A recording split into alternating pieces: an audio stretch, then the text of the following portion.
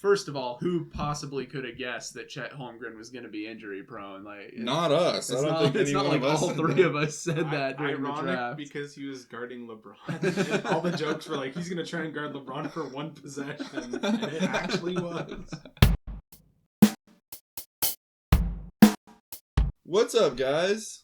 Welcome to From the Logo. We're quickly closing in on 100 subscribers. Don't miss your chance to become the 100th member of our squad. Subscribe today. Ring that bell. Ding! The comment of the week this week comes from Mark Meniscus when he said, I 100% back Joe Cronin. He is our guy, and if it does go belly up, he will be the first one gone. Ooh. Ouch. Oof. Well, I mean, you're right. Put up or shut up. Yeah. So far, he's done well with the resources that he who should not be named left for him. Neil Elshay. You named him.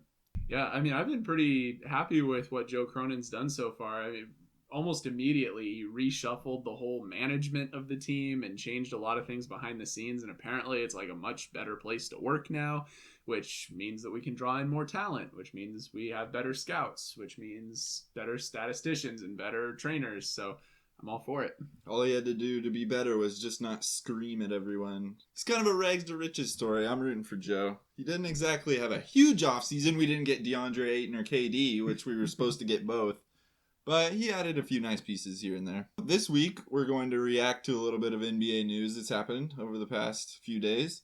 Chet Holmgren was injured in a ProAm game in Seattle, and Danilo Gallinari was hurt in a FIBA World Cup qualifier. That begs the question, should NBA players be playing in their offseason? First of all, who possibly could have guessed that Chet Holmgren was going to be injury prone?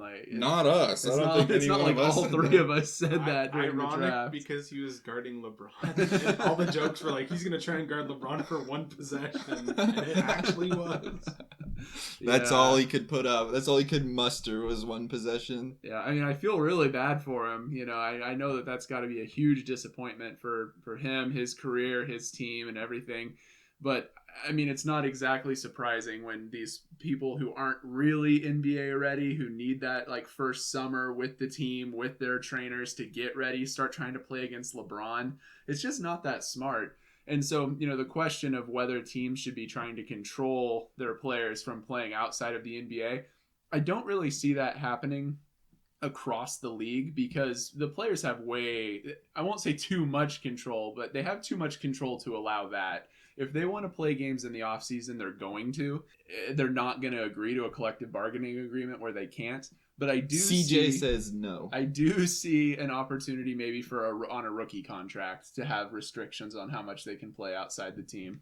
And I think that everyone should be able to agree at least to that. Especially when your rookie is 7 foot tall and weighs less than Steph Curry. Yeah. It just wasn't a great idea for him to be guarding LeBron and not even be in the NBA yet. In my opinion, it's something he's going to be doing in a couple months anyways. I think what makes the difference, in my opinion, is where are these games being held?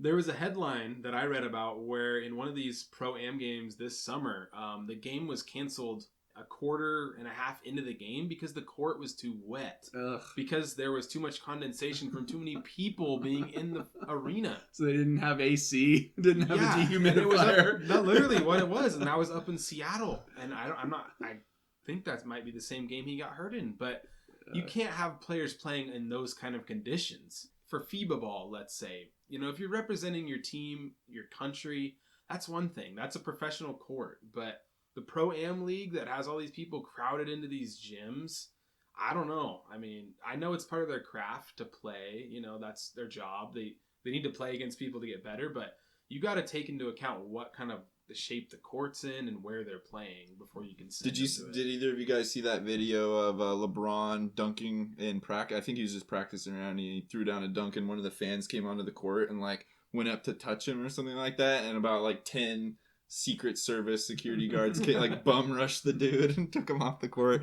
It is a little bit weird to see like those huge NBA stars in that kind of environment. But that being said, I don't think that was the reason Chet got hurt. I don't think that if he didn't play there, I don't think that would have saved him. I think it was more just the body type that he has. I've had this argument for a while now with one of my friends. I think we've even talked about it on this podcast. Has there ever been a 7-foot explosive white guy that's lasted in the NBA? Can you name one? I'll wait. Yeah. There's none. One has never existed in the history of the NBA. They've all either been injury prone or been busts. What about Chase Budinger? He's playing professional volleyball. Oh, I forgot about Chris Kaman. Sorry. Yeah, explosive. Chet, I think it was destined to happen to him. I would have rooted for the guy. I would have liked to see him have a great rookie campaign, but I don't think it was meant to happen.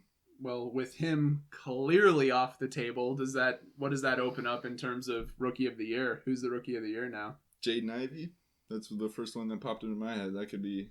He could be dangerous. I think part of a dangerous backcourt. I think you're right, but I think it's Paolo's to lose. I think it's Paolo. Yeah. He's going to be dominant, and the Magic don't have as much competition for, they have Franz Wagner and Jalen Suggs. Speaking of white guys who are explosive.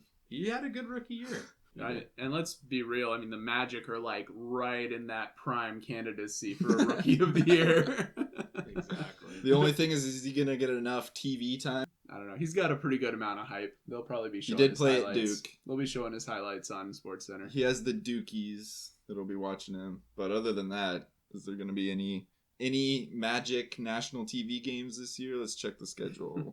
I'll put money on Paolo winning Rookie of the Year at this point. I'm pretty confident in him winning it, but unless there's an injury, of course. Yeah.